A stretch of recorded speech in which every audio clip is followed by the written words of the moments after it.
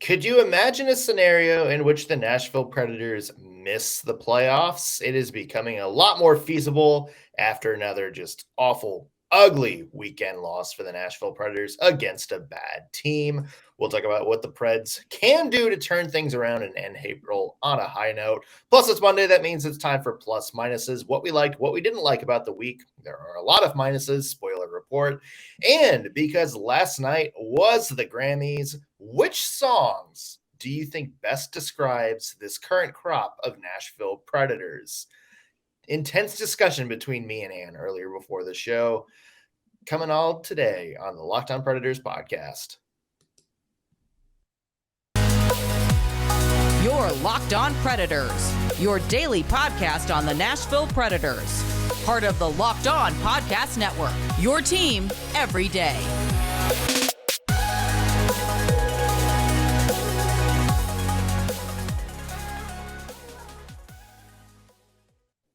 Thank you for making Locked On Predators your first listen of the day. I'm Nick Morgan. I'm a writer and editor at ontheforecheck.com, and I have a partner in crime. You do. I am Ann Kimmel. I'm a writer at ontheforecheck.com. Well, this is certainly a show. Yep. When we left, we said, hey, if the Predators lost to the Buffalo Sabres, we would probably have some things to talk about. Before we do that, though, want to mention today's show brought to you by our friends at Bet Online. Bet Online has you covered this season with more props, odds, and lines than ever before. Bet Online, where the game starts. Now, on to the screaming into the void, Anne. Yes. So this was really not great. I will say this, had the game been on a weekday and we would have recorded the next morning, I would have lost my mind and everyone would have had to turn the volume down to watch this because so filled with rage, Don't stop now. Well, here's the thing. I've had some time to process it. It's always better to process some things. Yeah. And I'm not saying it's any better. I'm saying I'm handling it better. But Friday's loss to the Buffalo Sabres was excruciating. I had to recap that game for ontheforecheck.com. And I was like, I'm going to claw my eyes out before I am done recapping this game because it is excruciating. Yeah. So bad. So bad. So bad, Nick. And here's the thing. We tried to tell them. I feel like we tried to tell them. We went on the show on Friday and was like, look, don't sleep against Buffalo. Mm-hmm. Yeah, and nap time.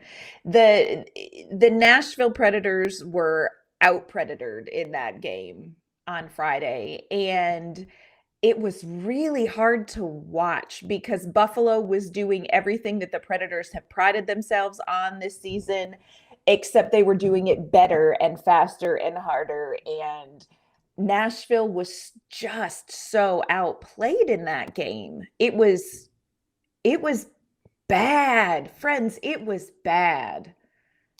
Here's the thing. I have also had a few days now to process this.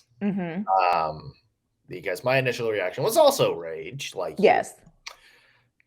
But after 2 days of processing, my mind has gotten even a little bit darker. Oh dear. I don't think this is a playoff team, Ann. Oh wow. I don't think this is a playoff team. Not the way they're playing right now. Okay. Clarifying question. Do you think that they are not talented enough to be a playoff team, or do you think because they're not going to get enough points to be a playoff team? They are talented enough to be a playoff team. Okay. Execution. Okay. Is not there. They are not playing like a playoff team right now. Now, there's a good chance they get into the playoffs. But when you look at the standings right now, I mean, remember the Preds had that kind of big cushion in the wild card. They have the wild card 1 spot. The wild card 2 spot is Vegas, who they have 82 points also. They're tied with Nashville. Vegas has played 3 fewer games, so the Preds are ahead in points percentage. But remember what we kept saying earlier. Vegas has the easiest schedule. Yes. In the NHL, the Preds have one of the hardest. So you got to think Vegas has a very strong chance of winding up with a better record down the stretch. And then 1 point behind Nashville is Dallas. Ugh. And they have played the same number of games, which means that's going to be a battle royale down the stretch. Dallas has played very well over the past few weeks or so.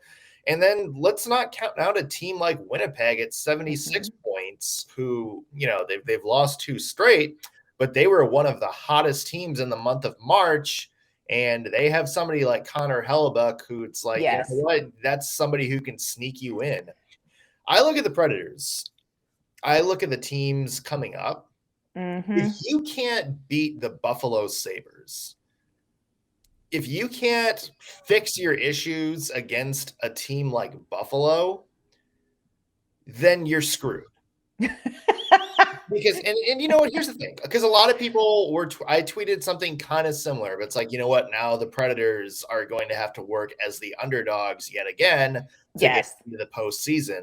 And I had a lot of people come back and say, well, it's one game. The Buffalo Sabres, have a match, like a type of team that the Preds don't match up well against. Let's break down that argument. First off, this is not a reaction to one game. This is a reaction to an entire month and a half's worth of games. We talked about it going into Buffalo. This is exactly what we said. The Predators haven't played well against bad competition. What are they going to do against good competition?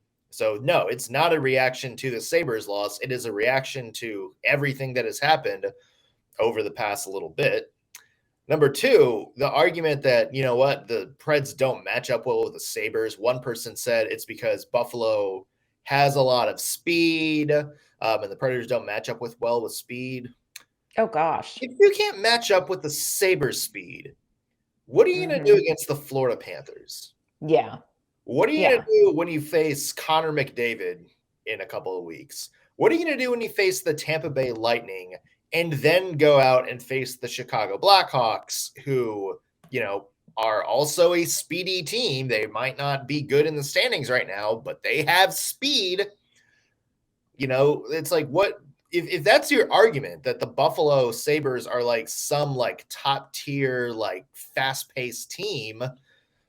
Like, what are you going to do when you face a top tier, fast-paced team that's good? Fair. I think that's fair. And I think it's definitely a red flag. I will say, I don't think certain players of the Nashville Predators played well in that game against Buffalo. And when they didn't play well, their mistakes were very costly. But how often have we said that exact same line on this show, Anne? No, I don't disagree with that, but I think they're like, I agree with what you're saying, but I just am not giving up hope on this team, because this team has they've been in this spot before this season, and they've been able to correct it.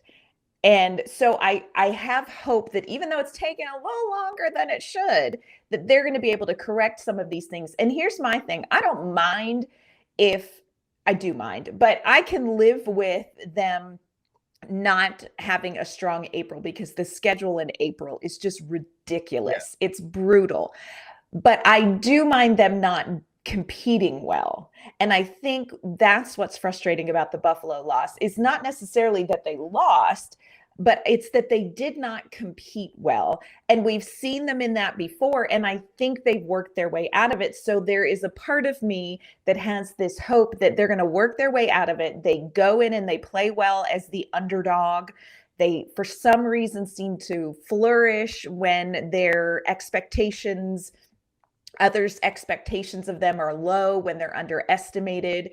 And I'm hoping that maybe that will happen. But they're running out of time.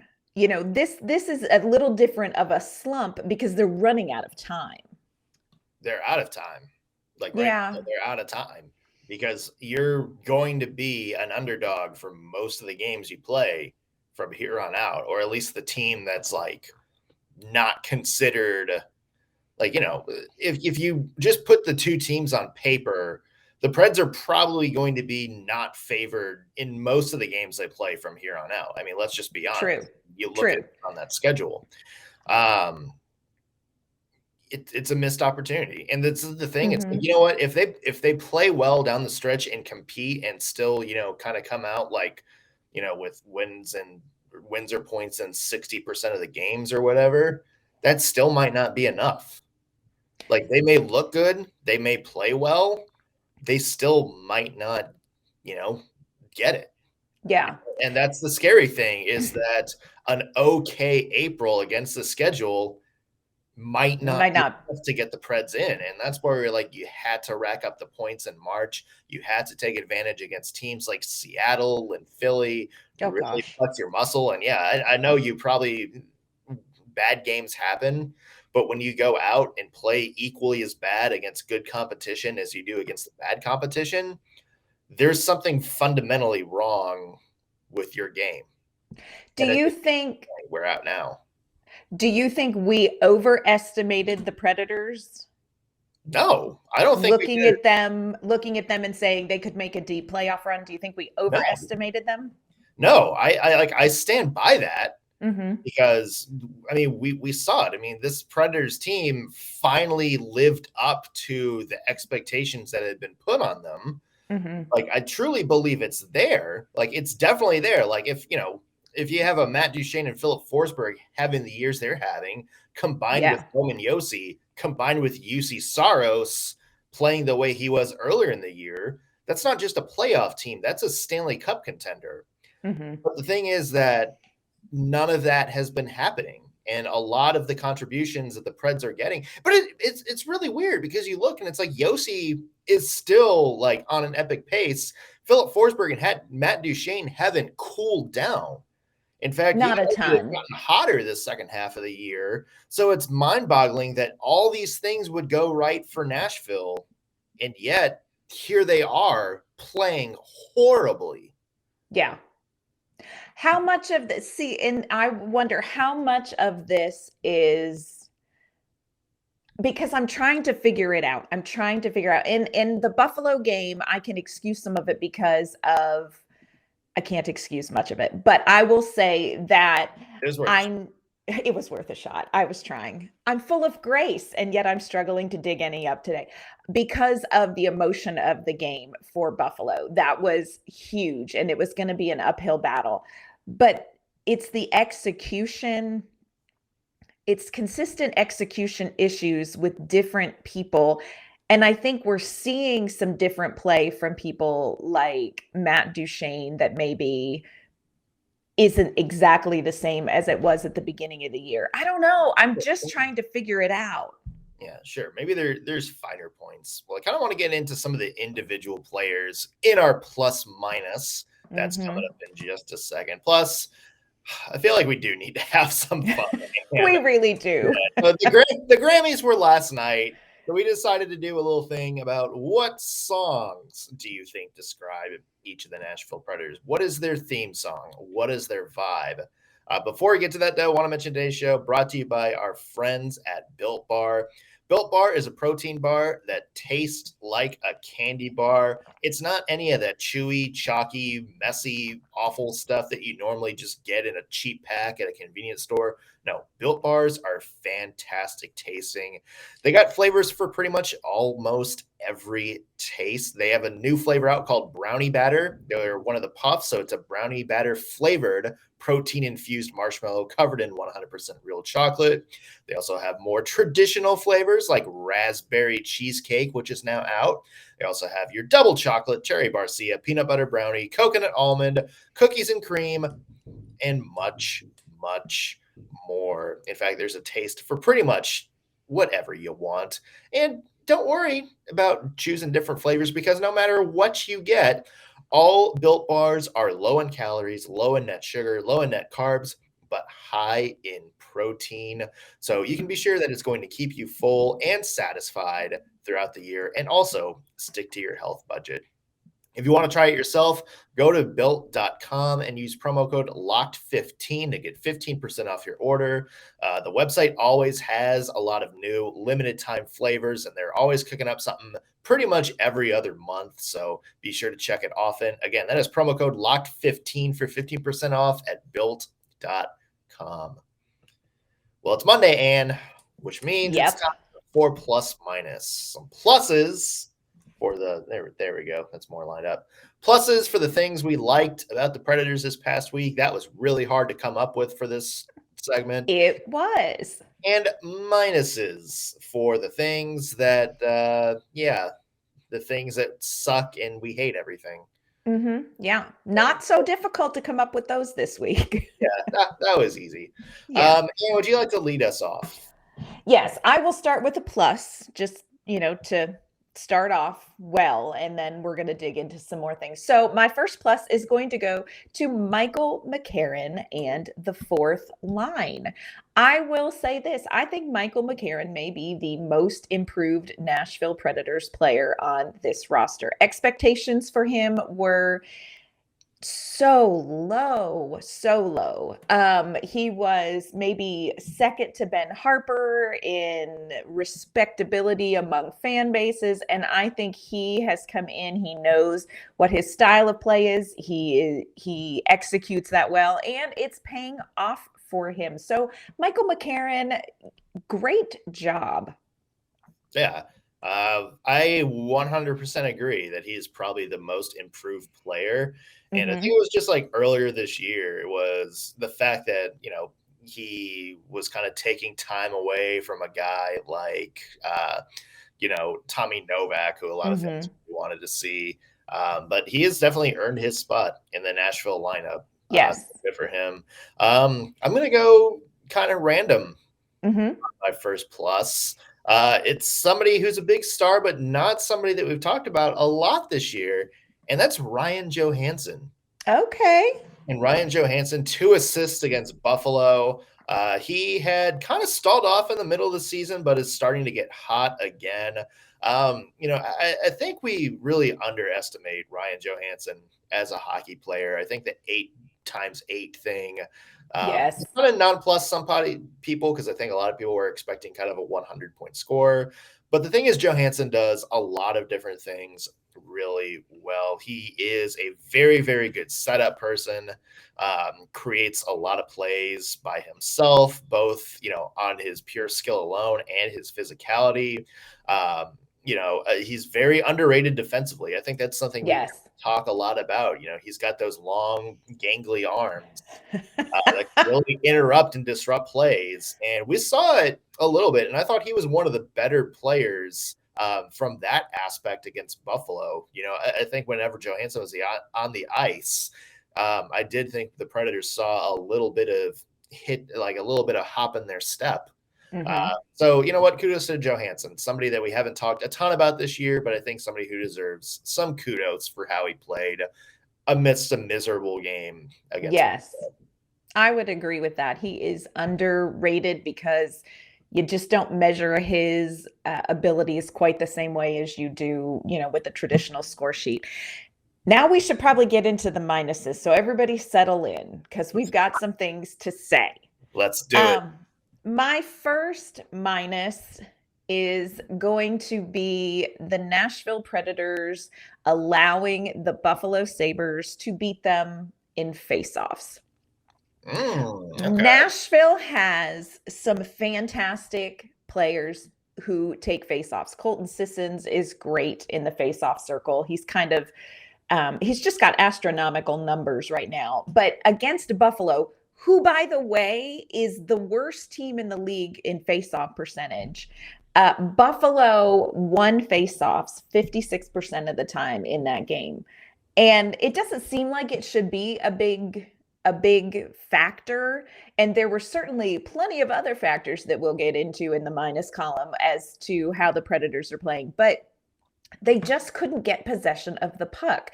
And it starts as simple as winning the faceoffs. And when little things like that are off, then you're just not going to be able to make headway like you should. So let's tune up the face-off area, please.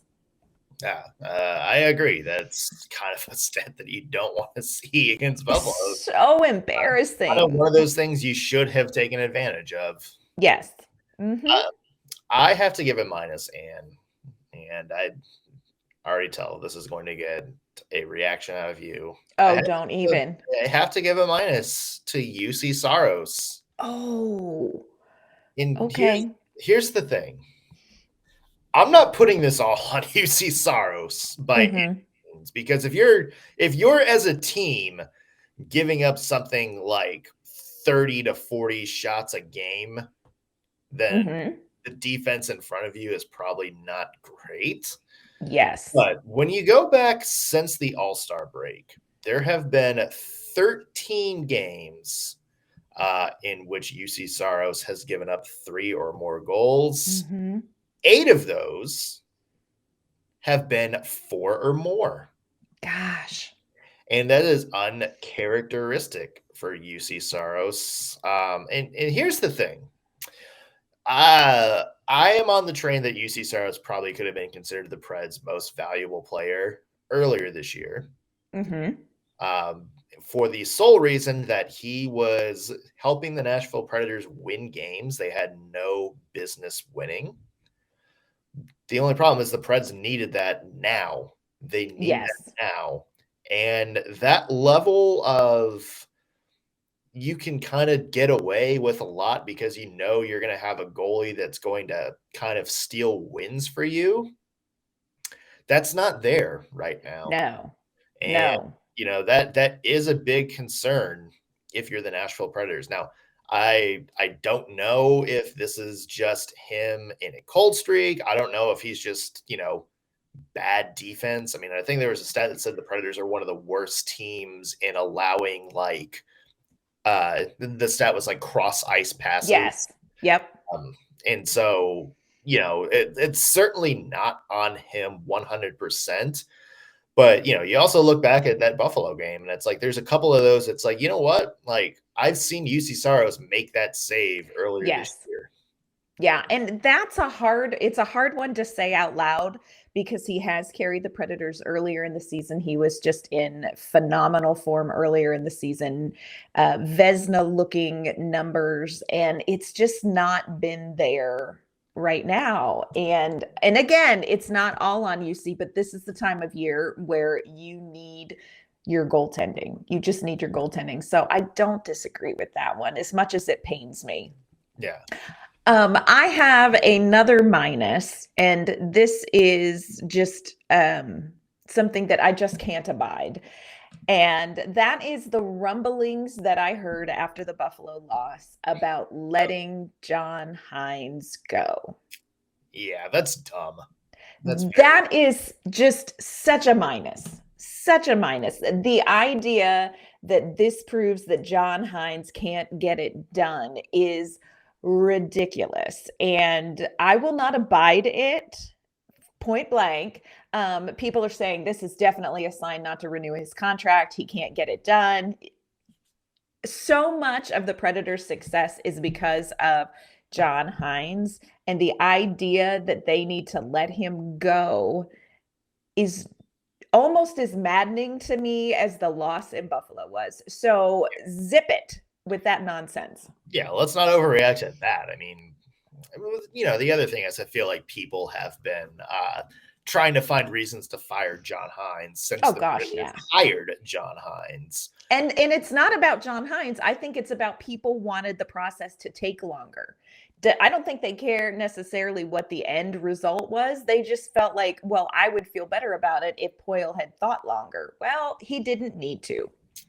Yeah, I mean, it's if you have your guy, you have your guy. Right.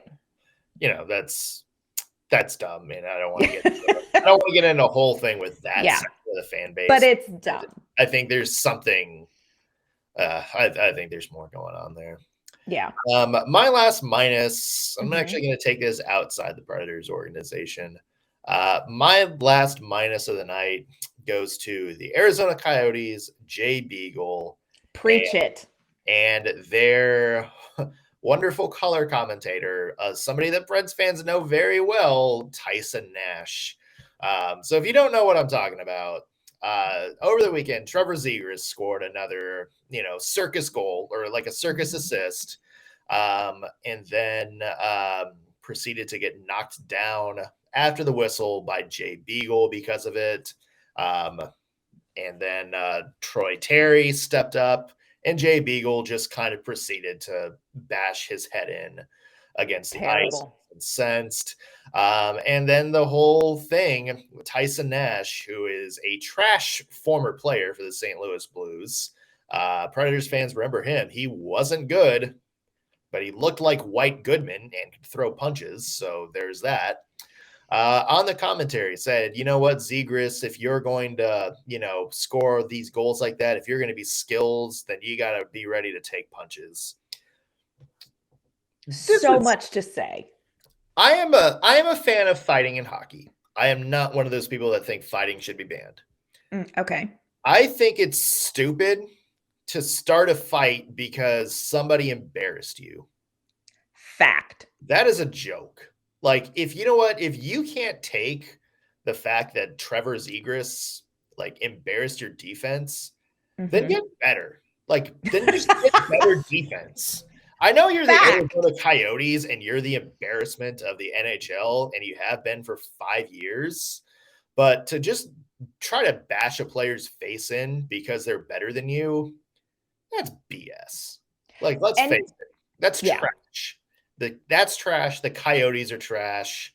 And you know what? I feel bad for their fans, but the Coyotes are an organization is not getting a lot of leeway right now in my book. No. And the fact that behavior is defended and he even doubled down. Yeah. Nash doubled down on this in an interview after the brouhaha of it. And I'm like, look, hockey is going to evolve, and there's nothing wrong with that. Stop being so afraid of what this sport could be and quit with your glory days. Just quit with your glory days or go back to high school. This is ridiculous. Well, and also let's see if you've had a couple of prominent Ducks people like Teemu Selanne step up and kind of, call their shot about wanting some more toughness against the Anaheim Ducks. It led to that. Remember, the same situation happened with the Rangers last year when Tom Wilson kind of knocked out Artemi Panarin and then kind of taunted everybody. That led to the Rangers kind of redoing their entire team, and it kind of worked out for them. So you know what? Maybe the Anaheim Ducks add somebody that winds up bashing Jay Beagle's face in. Maybe Aaron Asham comes out of retirement. One of the most viewed hockey fights from this entire incident. Bad. We do want to end on a positive note. That is why every time we have compared our favorite Nashville Predators to some songs out there. We gave them theme songs. Get to that in just a second. We will. It's going to be amazing. But first, this episode's brought to you by our friends at Bet Online. BetOnline.net is your number one source for all your betting needs and sports information. You can find all the latest sports development, including this week's Masters Championship odds. You can find podcasts and reviews in all the different leagues this season. Bet Online is your continued source for all your sports wagering information, including live betting, esports, and scores. Head to the website today or use your mobile device to learn more about the trends and action. Bet Online, where the game starts. All right. So if you missed it, last night was the Grammy Awards. I don't really care. But you know what? That gave us an idea. What songs would best describe our current crop of Nashville Predators? What is their theme song? What is their vibe? What are they rocking out to karaoke to because they just feel the lyrics in their soul? Yes. All right. So, Anne, I'll lead us off. All right. Roman Yossi. If there was a song that described him, it would be What a Man by Pepper and En Vogue. And don't act Yes, like that is not the perfect theme song. you are not wrong. And, he is no Mark Kimmel, of course, but Yeah. Roman Yossi is a phenomenal hockey player. I love talking about his talent, but it would be ridiculous to ignore the fact that he is a very fine looking young man. So that Oh, song is 100% correct. I wasn't even going in that direction with it. Now I it's was just awkward. I was just gonna go with the song. It's like, in Vogue and Salt and Pepper, they're like rapping about this one guy who's just like seemingly perfect, like everything they want. Mhm. That's like Roman Yossi is a hockey player. That's what I meant. But That's what he I is meant. but he is also, yes, Yeah. he is a handsome young lad. Yes, he cleans up just fine. So in many ways, Yeah. now I it's mean, awkward. Yes. All right, moving on. we can um spend more time on that if you want. nope, I think I have said too much. Tanner Jeannot. Now, so many great things you could say about Tanner Jeannot, but his vibe to me is a little throwback. He's a little bit Billy Joel. You may be right. You may be right. I may be crazy, but it just may be a lunatic you're looking for. And I feel like that sort of vibe just describes Tanner Jeannot. He is not, we talk about the Calder race and his statistics are great, but he is not your polish and finish kind of guy. He is your Billy Joel.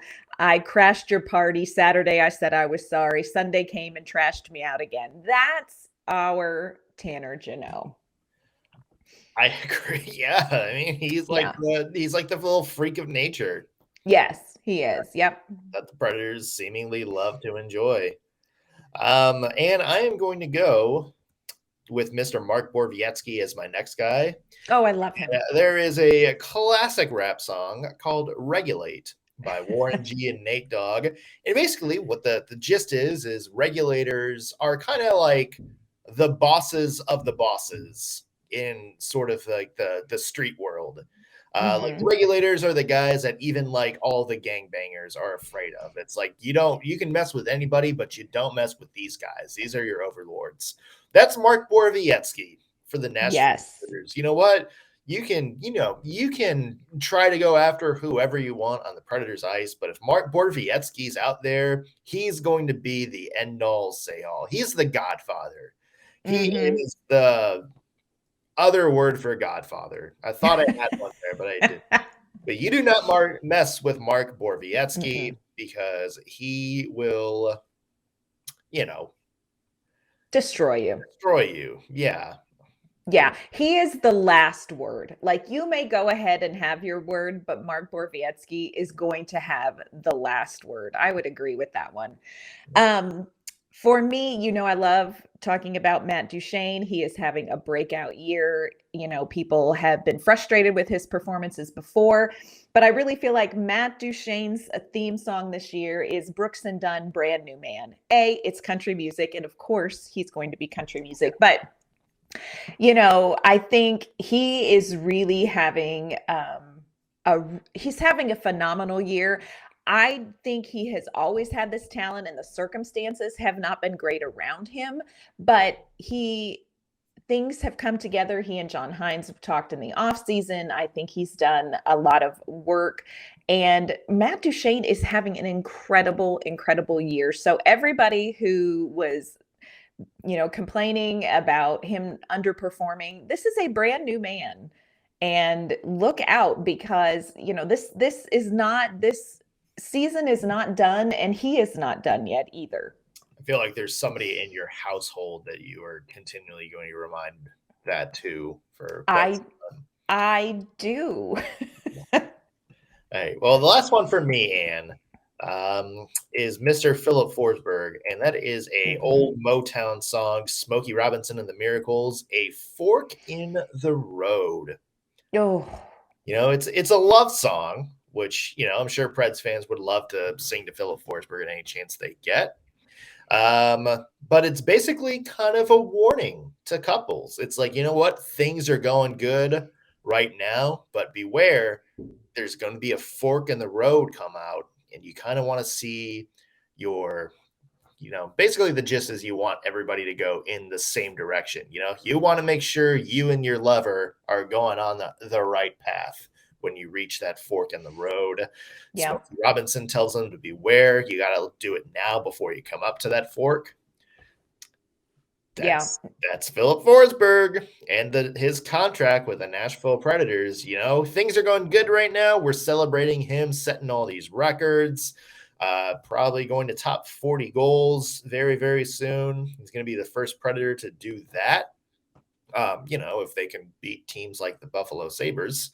Having an absolutely epic season, but he still doesn't have a contract. Oh, gosh. I've heard rumblings that, hey, the Preds are optimistic they can get something done, but there's a lot of gap in the money between what Forsberg wants and what the Preds want.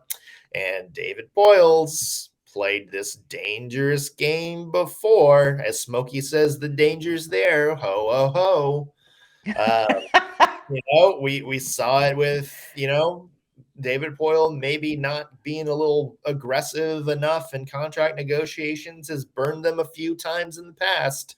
So beware for that fork in the road, Preds fans, and especially David Boyle, because that fork is right around the corner. Oh, and it's so painful to think about. Like, if you think the Buffalo game is hard to think about the fork in the road with Filip Forsberg, and that will just really set off your gastrointestinal system for the day. Gotta love it. Oh, so my last one is somebody that we talked about already, and it is Michael Mccarron. This is somebody that everybody was poo-pooing at the beginning of the season, and now all of the sudden, he is just tearing it up. And so I think the theme song for Michael Mccarron is I Hate Myself for Loving You. People were so set on not liking him. People were so set on getting him out of the lineup. People were so set on why is he in this lineup? Well, now you know. So whether you want to admit it or not, you all love Michael Mccarron now. It's like when your parents make you try like Brussels sprouts. Yes. And you wind up liking Brussels sprouts. Yes. Wow, like you may not admit it, but we all know that you all who poo-pooed Michael Mccarron, suddenly you're loving him. Yeah, he's been the rise of the team this year. That's for sure. We talked about it a little bit earlier. So yeah, I mean, I think there's a lot of angry people earlier in the season that are now starting to come around. They just won't admit it. Very true. Okay. Well, that is going to do it for us today on Locked On Predators. Predators again start their big run tomorrow, and it kicks off with the team that's currently one of the hottest in the NHL, the Minnesota Wild. So, yay! Yay! Let's see how this goes. We'll have a full preview of that coming up tomorrow. Plus, some of the things the Predators need to do to be successful in April, which is going to be a very, very uphill battle. Until then, and where can the people find you online? You can find my work at ontheforecheck.com, and you can find me on Twitter at ANK_Mama on Ice. I'm Nick Morgan. You can find me on ontheforecheck.com. Follow me on Twitter at _NSMorgan. Also, while you're there, be sure to follow the podcast on Twitter at LO_Predators. If you're watching this on YouTube, be sure to like the video and subscribe. Leave a comment. Let us know what you thought of the show, or if you have a topic you want us to discuss down the road. Helps us connect with other Predators fans who may just be doom scrolling YouTube for any sort of thing. That's going to do it for us today. Thank you for making us your first listen of the day. We will be back tomorrow with more Preds hockey.